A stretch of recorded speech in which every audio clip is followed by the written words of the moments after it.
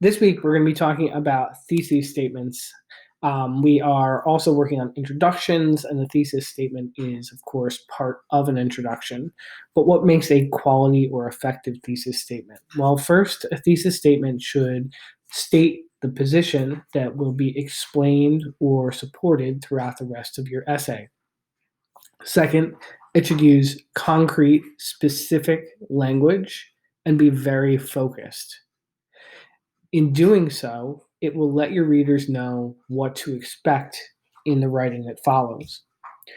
A thesis should also be appropriate for the length and the requirements of the essay assignment.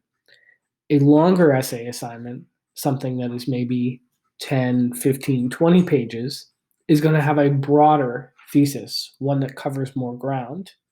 Whereas a short paper, one that is only 5 pages, is going to have a much narrower thesis statement because you simply don't have enough pages or enough space to address something that is much wider. Finally, a thesis should stand up to the so what question. And what I mean by this is that when readers walk away from your thesis statement, they should understand why it is significant or why it is important. Let's look at some examples. Oftentimes, when writing a thesis statement, it's useful to begin with a question. That question might arise from the readings that you've done, from discussions that you've had in class, or it may be a question that your professor poses to you directly. So, for example, a question might be, should athletes who enhance their performance through biotechnology be banned from athletic competition? That is not a thesis statement, but it's a question. However, beginning with a question and then shifting that into a statement is one strategy that you might use to sort of figure out what it is you want to write about and figure out what your thesis may be. So, our revised version takes that question, turns it into a statement. Athletes who boost their performance through biotechnology should be banned from athletic competition. All right, so let's look at this. This statement is indicating to the reader what the rest of the essay will be about, and it uses very precise and specific language. Notice that it says athletes who boost their performance through biotechnology, right? We're not saying steroids, we're not saying doping, we're using a very specific term. And we're not just saying that they should be banned, but we're saying specifically they should be banned from athletic competition. So try to imitate or model the specificity of this example in your own writing. What this doesn't have is the so what. We have not indicated to the reader why our ideas are important. So a stronger thesis might be athletes who boost their performance through biotechnology should be banned from athletic competition because biotechnology gives them an unfair advantage and disrupts a sense of fair play. This is a stronger thesis because we now have answered the so what, or we've discussed some of the significance of the thesis. It also indicates to the reader what some of the main topics in the essay are going to be about.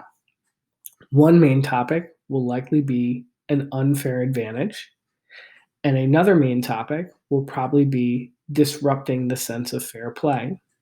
So again, the more clear and specific your thesis is, the more organized and focused the rest of your writing will be. Let's look at a few more examples. This slide is just showing you the original next to the revised. All right, thinking about our own essay assignment, which is on the topic of progress. And as we've said, progress can be broadly defined. You're going to pick an issue that is important or relevant to you or interesting to you and apply the idea of progress to it. So if we have a question, right, what does social progress for women look like and how is it achieved? We just produce that question and then we're going to answer it in 1 or 2 sentences. Progress in the area of gender equality must take into account the diverse experiences that women have, including race, class, sexual orientation, immigrant status, etc. So what we've done is in this thesis, we've answered the question, what does progress for women look like? It has to be, it has to take into account their various experiences. Notice the specificity of the language. We're using terms like gender equality, diverse experiences, and then we're specifying what those diverse experiences are: race, class, orientation, immigration status. This thesis is still missing the so what, or it's not indicating to the reader why it is significant. So we're going to revise it a little bit further and add another sentence to it. And our revised thesis now reads: progress in the area of gender equality must take into account the diverse experiences that women have, including race, class, sexual orientation, immigrant status, etc. An intersectional approach to race, class, and gender is necessary if women are to truly experience progress. So this second sentence here, which is still part of our thesis statement, gets at the so what. Why is it important to consider the various experiences that women have? Well, it's the only way for all of these groups, for all of these kinds of women to experience progress. That's your so what. As you're working on writing your thesis statements, there are several questions you want to keep in mind. First, why would readers want to read an essay with this thesis? That helps you think about the so what question. Will readers disagree with this thesis? And it's okay if the answer is yes. You just want to build into the essay a counterclaim or an acknowledgement of what that disagreement may be. And a final question is the thesis too obvious? For example, thinking about social progress, a thesis that is too obvious might be something like social progress has occurred over time, right? There's not really too much you can say about that other than discussing it, but it's kind of obvious. It's not interesting enough to engage the reader.